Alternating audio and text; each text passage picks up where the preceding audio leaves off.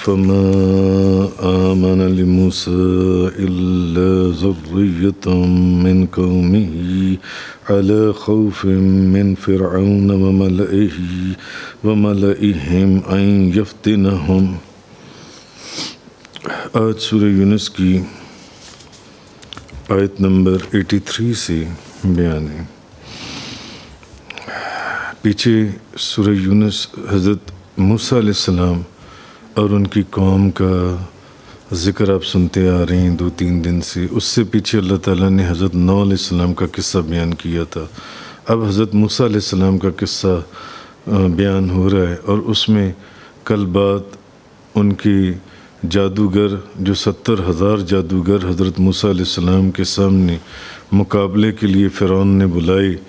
اور ان 70,000 جادوگروں کے آج پھر جس طرح حضرت موسیٰ علیہ السلام کو اللہ نے معجزہ عطا فرمایا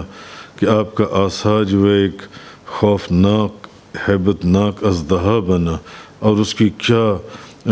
لمبائی تھی اور کیا اونچائی تھی اور کیا اس کا، اور پھر جو وہاں جو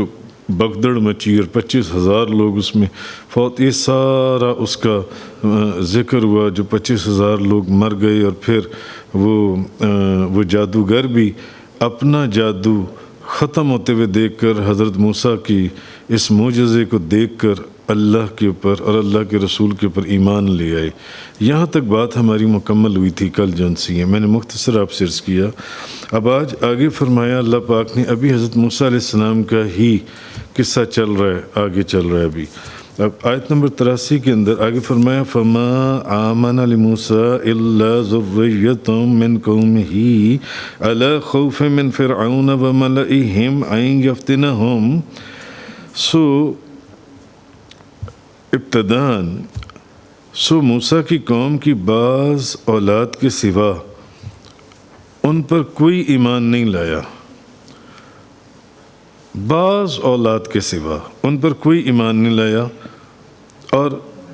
فرعون اور اس کے درباریوں سے ڈرتے ہوئے۔ کیوں؟ کیونکہ وہ فرعون سے بھی ڈرتے تھے اور فرعون کے درباریوں سے بھی ڈرتے تھے کہ وہ ان کو فتنے میں مبتلا کر دیں گے، اور بے شک فرعون زمین میں متکبر تھا۔ وَإِنَّ فِرْعَوْنَ لَعَالٍ فِي الْأَرْضِ، بے شک فرعون زمین میں متکبر تھا۔ وَإِنَّهُ لَمِنَ الْمُسْرِفِينَ، اور وہ یقیناً حد سے بڑھنے والوں میں سے تھا، حد سے زیادہ بڑھنے والوں میں سے تھا۔ اب آگے اللہ پاک نے یہ فرمایا، چونکہ آپ پڑھ رہے ہیں فرعون کا جو ظلم اور بربریت تھی وہ کس حد کو پہنچی ہوئی تھی، اور اس وقت اس کا دنیا کے ایک بڑے حصے کے اوپر جو سکہ تھا اور کس طریقے سے وہ چلتا تھا سکہ جو ان سے، تو فرعون مصر کا ایک ایسا بادشاہ تھا کہ وہ صرف اس نے اپنی بادشاہی کو نہیں منوایا کہ لوگ بس اس کو بادشاہ مان لیں اور بس وہ کافی ہے، بلکہ اس نے اس چیز کا اعلان کیا کہ میں تو تمہارا رب ہوں، میں تمہارا رب ہوں۔ اب فرعون کی جو رعایا تھی وہ فرعون کی پرستش کرتی تھی، اس کی عبادت کرتی تھی فرعون کی جو انسی ہے، اور بادشاہ کے خلاف تو بغاوت کی جا سکتی ہے، لیکن جو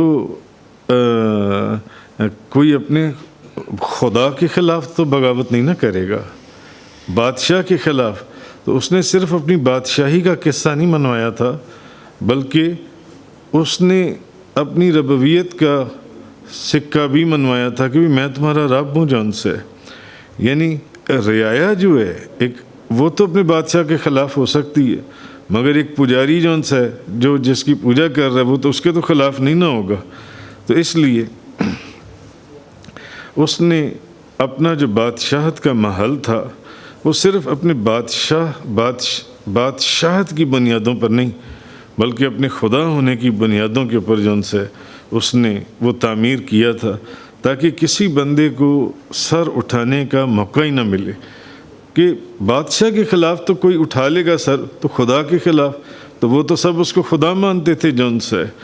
تو موسیٰ علیہ السلام نے اب جب لا الہ الا اللہ کا نعرہ بلند کیا اور یہ پیغام وہاں پہنچایا جو ان سے، تو اب یہ ایک ایسا نعرہ تھا جس نے صرف اس کی بادشاہت کی دہلیزوں کو نہیں، بلکہ جن دہلیزوں کے اوپر وہ ان کا رب بنا ہوا تھا، ان کا خدا بنا ہوا تھا، ان کو بھی ہلا کر رکھ دیا جو ان سے۔ تو اب فرعون جو ان سے وہ کیسے برداشت کر سکتا تھا کہ جس کی بادشاہت میں کبھی کسی نے اس کے سامنے سر نہیں اٹھایا تھا کسی بھی لحاظ سے، تو آج کوئی وہاں پر لا الہ الا اللہ کی صدا بلند کر رہا تھا کہ اللہ کے سوا جو ان سے کوئی اور معبود نہیں ہے، کسی اور کی عبادت نہیں کی جا سکتی ہے۔ تو اب اس نے اعلان کیا، اس نے کہا کہ میں موسیٰ کا سر قلم کر دوں گا، بے شک وہ اپنے رب کو بلا لے۔ مجھے یہ خطرہ ہے کہ اگر اس کو فوراً قتل نہ کر دیا گیا تو وہ تمہارا دین بگاڑ دے گا یا زمین میں فتنہ و فساد کی آگ بڑھا دے گا۔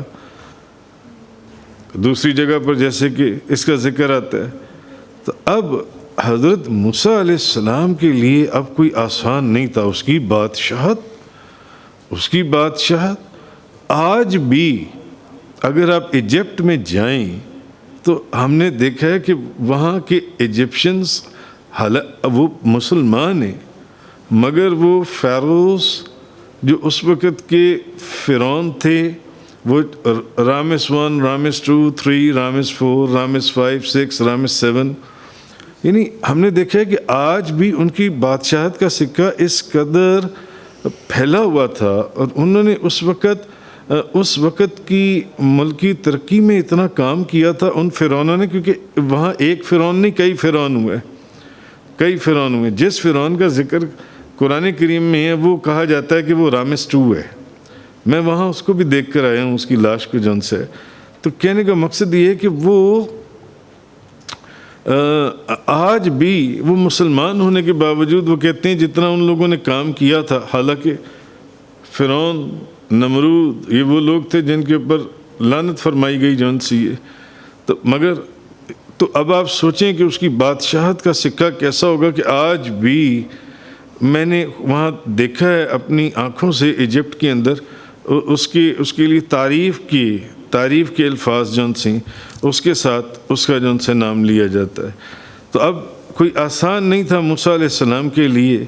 کہ وہ ان حالات کے اندر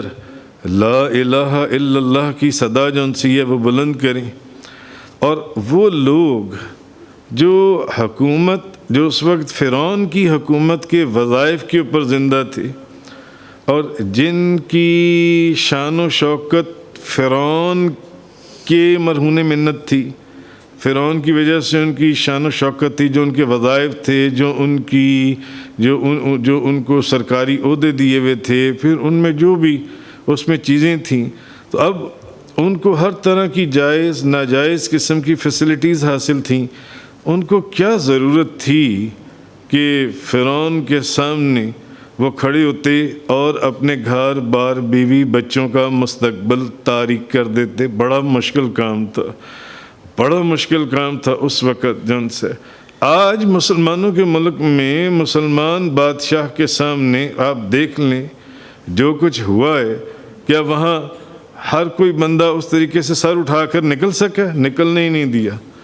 اندر ہی اندر غائب کر دیتے ہیں، اندر ہی اندر مار دیتے ہیں۔ جن شہداء کی لاشیں جون سی ہیں اٹھائی گئی ہیں جون سی ہیں، اور پھر یہ تو کفر اور اسلام، دین اسلام کی جنگ تھی، وہ فرعون کے زمانے کی جون سی ہے، اور یہ جو جس کو جنگ کا نام دیا گیا جون سا ہے، یا جن کو دہشت گرد کہا گیا، صرف اس لیے کہ یہ لوگ یا رسول اللہ کی صدائیں بلند کرنے والے تھے، اور ان لوگوں کے خلاف اٹھے جنہوں نے نبی کریم صلی اللہ علیہ وسلم کی بارگاہ میں گستاخی اور بے ادبی کی، فرانس کے یا جن لوگوں کے جون سے۔ تو یہ تو اسلامی ریاست اور مملکت کا حال ہے کہ وہاں پر جون سے لوگوں کو غائب کر دیا جاتا ہے، اٹھا دیا جاتا ہے، ان کے اوپر شیلنگ کی جاتی ہے، ان پر ظلم کیا جاتا ہے، ان کو مارا جاتا ہے. تو یہ جو بات میں آپ کو کر رہا ہوں، یہ تو پھر ایک کفر اور اسلام کی جنگ تھی جون سی اس جگہ کے اوپر جون سے. یہ کوئی اسلامی مملکت تو نہیں تھی فرعون کی. وہاں پر تو سارے لوگ اس کو سجدہ کرتے تھے، اس کو اپنا خدا مانتے تھے، اس کو اپنا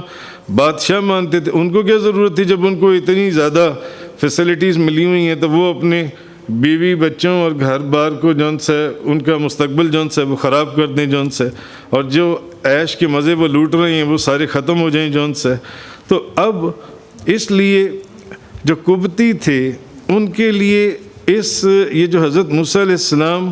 اللہ کی وحدانیت کا پیغام پہنچا رہے تھے، ان کے لیے اس کے اندر کوئی اٹریکشن نہیں تھی جون سے، اس لیے وہ ادھر اتنا توجہ نہیں کر رہے تھے. اب دوسری طرف رہ گئے بنی اسرائیل جون سے، تو ان کی جو مردانہ قوتیں تھیں وہ اتنے عرصے سے فرعونیوں کی غلامی میں رہ کر ان کی ذہنیت بھی غلامی کی بن چکی ہوئی تھی جون سی، اور ان کے حوصلے ختم ہو چکے ہوئے تھے. اور پھر اتنے بڑے جابر اور ظالم بادشاہ کے سامنے اب وہ جو بنی اسرائیل بھی تھے وہ کیسے اٹھ کر کھڑے ہوتے؟ مدتوں سے یہاں رہ رہے تھے، نسل در نسل، کیا کرتے؟ کیسے حضرت موسیٰ علیہ السلام کا جون سے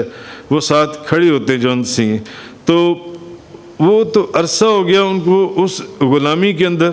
ان کے دلوں میں کوئی آزادی کی یا